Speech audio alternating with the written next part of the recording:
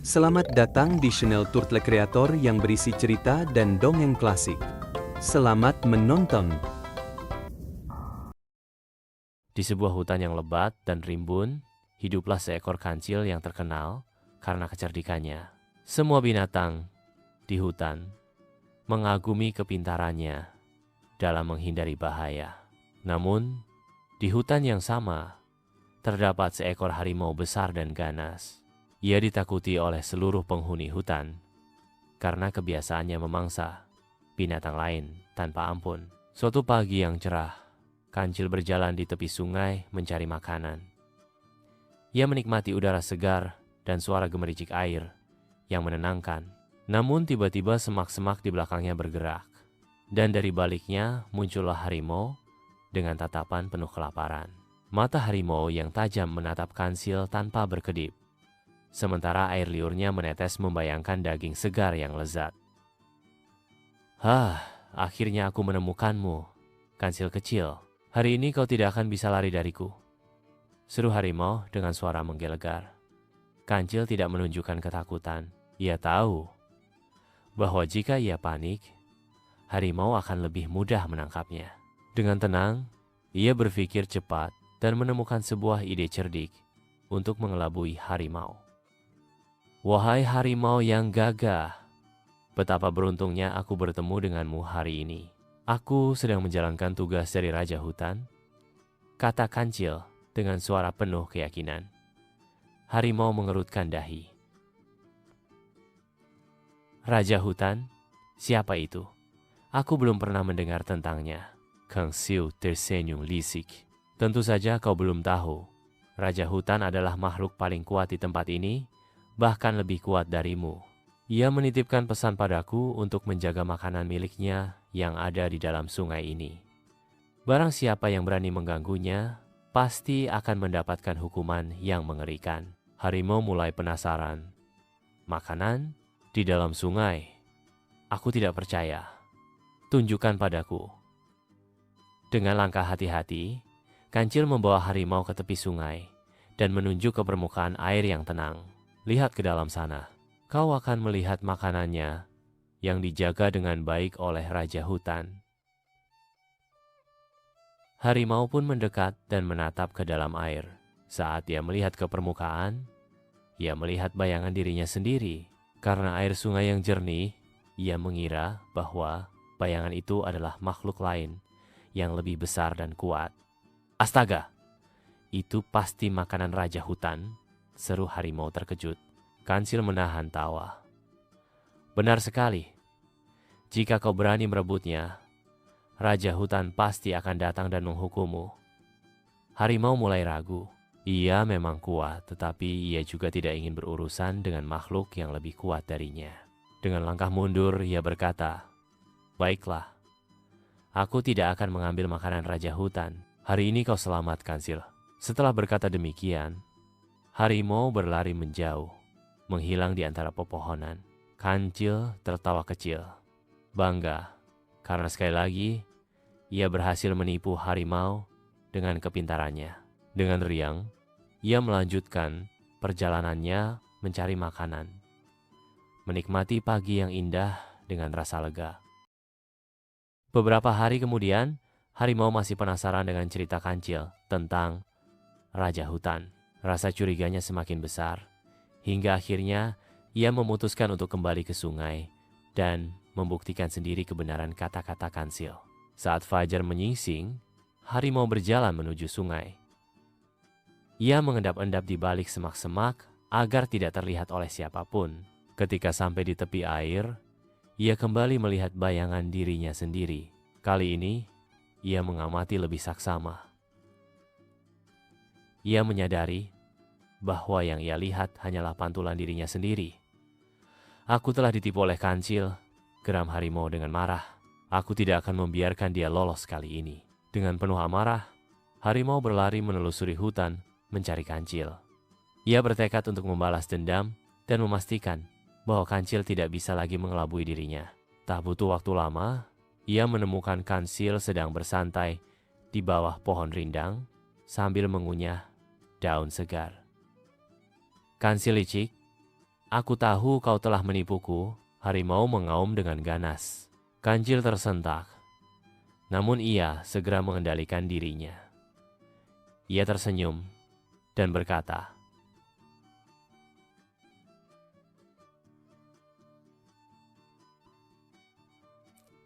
"Ah, harimau, aku tidak bermaksud menipumu. Aku hanya ingin menghindari pertumpahan darah. Bukankah lebih baik jika kita hidup damai di hutan ini?" Harimau tidak terpengaruh. "Tidak ada lagi alasan. Aku akan memakanmu sekarang juga." Namun, sebelum harimau bisa menerkam, Kancil kembali menggunakan kecerdikannya. Ia segera menunjuk ke arah belakang harimau dan berseru, "Tunggu. Lihat siapa yang ada di belakangmu." Raja hutan datang. Harimau terkejut dan segera menoleh ke belakang. Saat itu juga, Kancil berlari secepat kilat menuju semak-semak dan menghilang ke dalam hutan. Harimau kembali menoleh ke depan dan menyadari bahwa ia telah tertipu untuk kedua kalinya. "Sial, dia berhasil lolos lagi," geram harimau, mengaum dengan marah hingga menggema ke seluruh hutan. Kancil yang sudah berada di tempat aman tertawa dalam hati. "Selama aku tetap cerdik, aku akan selalu bisa menghindari bahaya," katanya sambil melompat riang menelusuri hutan. Tamah. Di sebuah hutan yang rindang, hiduplah seekor kancil yang terkenal cerdik dan lincah. Ia sering membanggakan dirinya sebagai pelari tercepat di antara hewan-hewan lain di hutan. Setiap hari, Kancil selalu membual. "Tidak ada yang bisa menandingiku dalam berlari. Aku adalah yang tercepat di seluruh hutan ini." Suatu hari, saat Kancil berjalan di tepi sungai, ia bertemu dengan siput yang sedang berjalan pelan di atas batu. Melihat langkah siput yang lambat, Kancil tertawa terbahak-bahak. "Siput, kau ini benar lamban. Seandainya kita berlomba, kau pasti akan kalah dalam sekejap."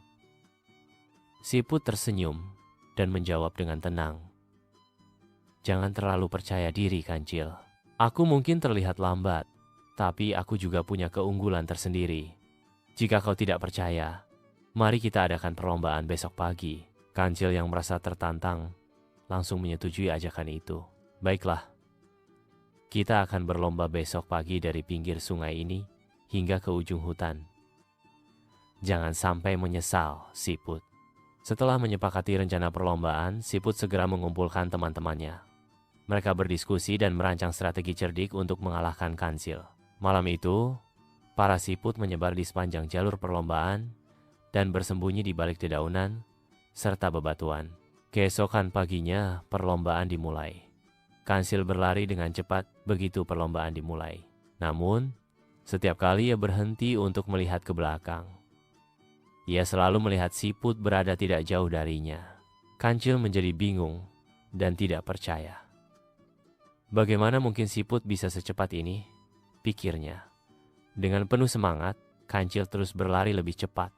Namun di setiap titik perlombaan, siput selalu terlihat di depannya. Tanpa menyadari trik yang digunakan siput dan kawan-kawannya, Kancil semakin panik. Kancil semakin cemas. "Aku tidak boleh kalah dari siput. Ini pasti hanya kebetulan," pikirnya. Ia pun mempercepat larinya tanpa henti, berharap bisa meninggalkan siput jauh di belakang. Namun, di setiap tikungan jalan, Kancil selalu melihat siput berada di depannya. Napasnya mulai tersengal-sengal dan kakinya terasa semakin berat. "Tidak mungkin, aku tidak percaya," serunya sambil berusaha berlari lebih kencang. Saat hampir mencapai garis finish, Kancil benar-benar kelelahan dan akhirnya terjatuh karena kehabisan tenaga. Sementara itu, salah satu siput yang sudah menunggu di garis finish dengan santai berkata, "Aku sudah sampai duluan, Kancil. Kau terlalu lambat." Kancil terperanjat dan tidak percaya dengan apa yang baru saja terjadi. Ia tidak menyangka bahwa ia bisa dikalahkan oleh siput yang terkenal lamban. Dengan napas terengah-engah, Kancil pun mengakui kekalahannya. "Aku tidak mengerti. Bagaimana bisa engkau selalu ada di depanku?" tanya Kancil dengan penasaran. Siput tersenyum dan berkata, "Aku tidak sendiri, Kancil. Kami bekerja sama. Ada banyak siput yang membantu sepanjang jalur perlombaan. Inilah kekuatan kerjasama." Kancil akhirnya menyadari kesalahannya. Ia belajar bahwa kecepatan bukanlah segalanya. Kecerdikan dan kerjasama bisa mengalahkan kekuatan individu. Sejak hari itu, Kancil tidak lagi sombong dan lebih menghargai kemampuan makhluk lain. Sementara itu, siput dan teman-temannya merasa bangga karena berhasil mengajari Kancil sebuah pelajaran berharga. Pesan moral, jangan pernah meremehkan orang lain. Kecerdikan dan kerjasama bisa mengalahkan kekuatan serta kecepatan. Di sebuah desa yang subur, hiduplah seorang petani yang rajin merawat kebunnya. Ia memiliki ladang timun yang hijau dan segar, hasil kerja kerasnya setiap hari. Namun, akhir-akhir ini, petani mulai merasa kesal karena setiap pagi ada beberapa timun yang hilang tanpa jejak. Petani pun mulai curiga dan ingin mencari tahu siapa pencurinya. Suatu malam, ia memutuskan untuk berjaga di kebun dengan harapan bisa menangkap si pelaku. Sementara itu, tidak jauh dari kebun, seekor kancil yang cerdik sedang mengintai dari balik semak-semak. Ia sangat menyukai timun segar dan telah beberapa kali mencuri dari kebun petani itu. Ketika malam semakin larut dan suasana tenang, Kancil dengan hati-hati masuk ke kebun. Ia mengendus-endus, mencari timun yang paling besar dan segar. Namun, saat ia sedang asyik menikmati timunnya, petani tiba-tiba keluar dari tempat persembunyiannya dengan membawa jaring. "Aha, ketahuan kau, pencuri timun," seru petani sambil melemparkan jaring ke arah Kancil. Namun, Kancil yang gesit berhasil menghindar dan segera berlari kencang keluar kebun. Petani menghela napas panjang. Ia sadar bahwa menangkap Kancil tidaklah mudah. Keesokan harinya, ia pun menyusun rencana lain untuk mengatasi si pencuri licik ini. Petani berpikir keras untuk menangkap Kancil. Akhirnya, ia mendapatkan ide cerdik. Ia membuat boneka orang-orangan dari jerami dan melapisinya dengan getah pohon yang lengket. Ia kemudian meletakkan boneka itu di tengah kebun dan menempelkan beberapa timun segar di sekitarnya agar menarik perhatian Kancil. Malam pun tiba. Kancil yang lapar kembali mengendap-endap menuju kebun. Ketika melihat boneka itu, ia merasa heran. Siapa ini? Apakah petani menempatkan penjaga baru? Pikir Kancil. Ia pun mencoba berbicara dengan boneka itu, tetapi boneka itu diam saja. "Hei, siapa engkau? Kenapa engkau tidak bicara?" Kancil mulai kesal karena tidak mendapat jawaban. Ia pun menampar boneka itu dengan salah satu kakinya. Namun, kakinya malah menempel pada getah yang lengket. Kancil berusaha melepaskan diri dengan menendang boneka itu dengan kaki lainnya. Tapi kini kedua kakinya terperangkap. Panik, ia mencoba menggunakan kepalanya untuk mendorong boneka. Tetapi justru semakin terjebak. Pagi harinya, petani datang ke kebun dan melihat Kancil terperangkap dalam jebakannya. "Aha, sekarang kau tidak bisa lari lagi, Kancil licik," serunya dengan puas. Kancil yang cerdik tidak kehabisan akal. Ia segera berpura-pura menyesal dan berkata, "Pak Tani, aku benar-benar minta maaf. Aku mencuri timunmu karena aku sangat lapar. Jika kau melepaskanku, aku berjanji tidak akan mencuri lagi dan bahkan akan membantumu menjaga kebun ini dari pencuri lain." Petani berpikir sejenak. Ia tahu bahwa Kancil adalah hewan cerdik, tetapi juga licik. Namun, ia ingin memberikan kesempatan kedua. "Baiklah, aku akan melepaskanmu. Tapi ingat, jika kau berani mencuri lagi, aku tidak akan memaafkanmu." Kancil pun dilepaskan dan segera melarikan diri ke dalam hutan. Ia belajar bahwa kecerdikan harus digunakan dengan bijak, bukan untuk mencuri. Sejak saat itu, Kancil tidak lagi mencuri dari kebun petani. Dan petani pun lebih berhati-hati dalam menjaga hasil panennya. Pesan moral, kejujuran adalah hal yang penting dalam kehidupan. Jangan mengambil sesuatu yang bukan milik kita, karena setiap perbuatan buruk pasti ada akibatnya. Di sebuah hutan yang lebat, hiduplah seekor kancil yang cerdik dan lincah. Ia terkenal di seluruh hutan karena kecerdasannya dalam mengatasi berbagai masalah. Suatu hari, kancil ingin menyeberangi sungai yang lebar untuk mencari makanan di hutan seberang.